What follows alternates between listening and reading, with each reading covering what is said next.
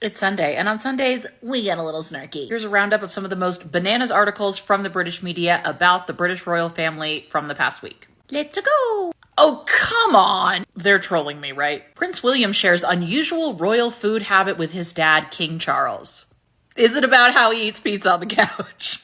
We're gathering more information on the saga. Now we know it's actually a family trait. The real reason is apparently they don't like to eat on engagements, which, neither do the Real Housewives while they're shooting scenes, so I don't know. We got Sophie news! And it's about how she's dressing, because women be dressing. That's all they do. Duchess Sophie goes hell for leather and grungy Prada jacket and vampy pencil skirt. That strumpet! But seriously, it's better than the Oregon Trail cosplay she was doing at an event during the coronation. Speaking of the coronation, still no word on what's going on with the investigation into a member of her motorcade that crashed into an elderly woman and killed her. I have not forgotten. Here is the completely covered up vampy outfit in question.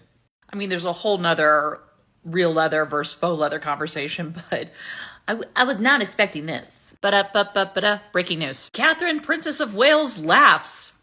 That's the article. This is no shade on Kate, but really starting to think that the whole 24-hour news cycle was not a good thing. I mean, what are we doing here? Next up. Oh, so now Andrew's really just doing Kate and William a favor by squatting indefinitely at the Royal Lodge. And this is apparently a favor because William and Kate already have 3 properties. Okay.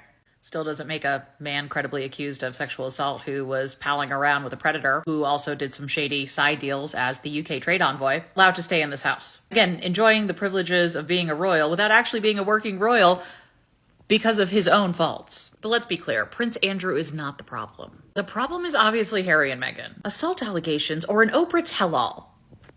It's the assault allegations. Every time you don't even need to ask the question. We all know the answer. Harry's disloyalty does not compare to Prince Andrew's scandals. That's a really big problem. And the fact that those optics of keeping Andrew around are favorable to Harry and Meghan tells you all you need to know. Tom Sykes asked the question, why is Prince Harry a bigger royal pariah than Prince Andrew? Excellent question, because he shouldn't be. Let's be honest, Prince Harry's not the first one to write a book. Looking at you, Charles. Or speak unfavorably about his family. Still looking at you, King Charles. And this article does a really good job of pointing out the discrepancies. The difference in who gets royal protection and who doesn't. Who gets to keep their houses and who doesn't. According to a friend of Prince Andrew, quote, disloyalty is far and away the #1 crime in that family, end quote. Kinda sounds like a mob boss, because it cannot be said enough. There were multiple instances where the British royal family could have intervened, could have drawn up a different agreement in Sandringham, the one that Harry and Meghan wanted, which was half in, half out. The firm decided not to do that. This did not happen to them. This is a consequence of their inaction. It can't be said enough. If this was any other normal person's family, you would be telling them to set boundaries with these people, because this is not normal or healthy. Kate Middleton shares the song she overheard Princess Charlotte singing. I have an exclusive recording of the song that I'm going to play here now. Daddy, stop doing that with pizza. It makes Mommy very, very mad. So stupid. She was obviously singing the Sex Pistols' God Save the Queen. Just kidding. She was singing Shine, Jesus, Shine. Okay.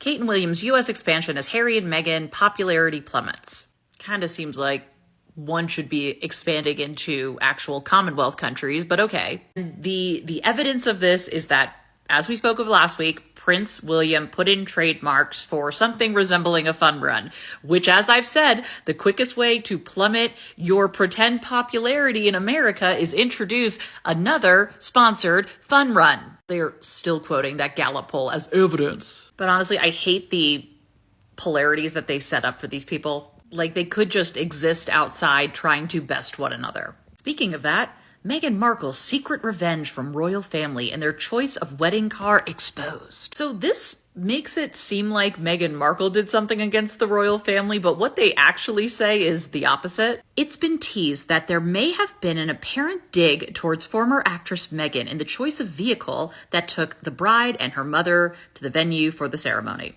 Wow. It's been teased, may have been, and apparent.